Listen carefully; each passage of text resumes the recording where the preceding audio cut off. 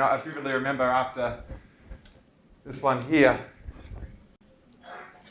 This is my 96 Olympic bronze medal. And at the time, when we were competing for this, we lined up at the Olympic final, and our goal was to come out of the blocks equal with the German team. Now, the German team had never been beaten before. Two of the guys in the crew were the current double-scale world champion. Another guy was the current single-scale world champion. And in 92, they won the gold medal in Barcelona. And so they've reformed for the 96 Olympics. And our goal was to come out, not to give them a start, so we'd have to chase them down at the finish. Now, we'd never beaten them before. Actually, never really even come close. But it's the Olympic final, and anything's possible, right? Yep. Unless you believe that you're not going to win anyway, so don't try, right? It's up to you. And anyway, so we've raced out at the start. They're right beside us, which in hindsight is a bit of a negative, considering how things panned out. Anyway, we've come out as fast as we possibly can, and I've looked across, and they're not there. They've come out in front of us, and they're literally a whole length clear. So their stern is on our bow. And I actually had a negative thought. I had a negative belief.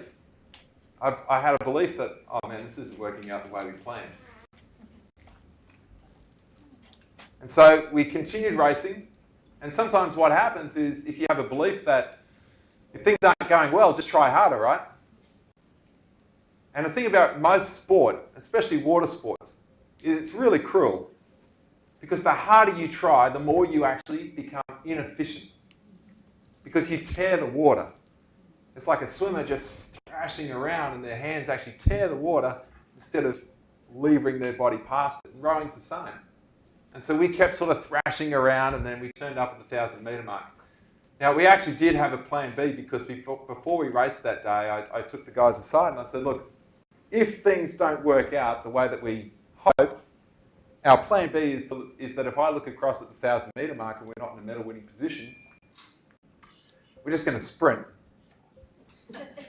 Plan Bs always need to be simple. You cannot have a complex plan B.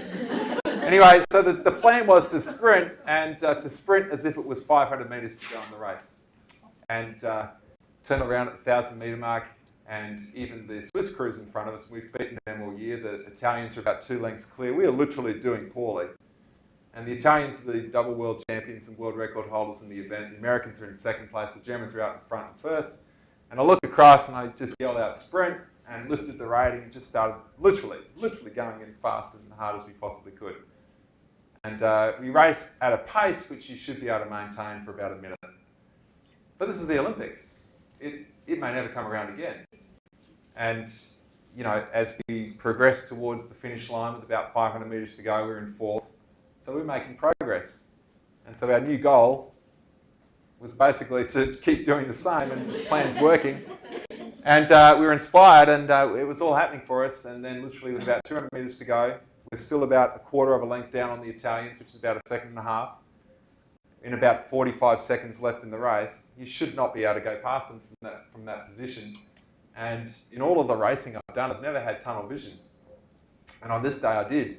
And I literally could not see. Like, I lost all of my peripheral vision. It was the weirdest sensation. And normally not a problem in rowing, because you're normally just following the person in front. You're not supposed to be looking outside anyway, unless you're steering, which I was. And, not a great steerer. And we started drifting off course, and normally you can sense that going on. With about 100 metres to go, I looked down, because I had to look down, and I saw the boys that mark our lane going with our oars going in between them. We were in a quad scull, so the oars are literally this far apart. And so you've got 4, so you've got 8 in total going between the buoys, and I was praying that we weren't going to hit them, because if you hit one, you'll lose an oar for certain, and it'll go into the water and you'll catch what they call a crab, and the boat will basically stop. And the oars passed perfectly between like 3 or 4 sets of buoys. I said, I better move over a little bit. So I moved over so that we were out of that lane, and as we hit the line, literally we collected one massive buoy, and if you ever see the footage of it, there's a big splash, but we beat the Italians by this much. And so for me, that was That was a significant thing, because that really tested us and how resilient we were going to be as a crew. And the interesting thing about that is that we didn't know we could do that. We got off the water that day, and the coach said, well, that was pretty poorly executed. But I love your resilience, and I also love the fact that you had such spirit to actually keep going. And that can get you a long way.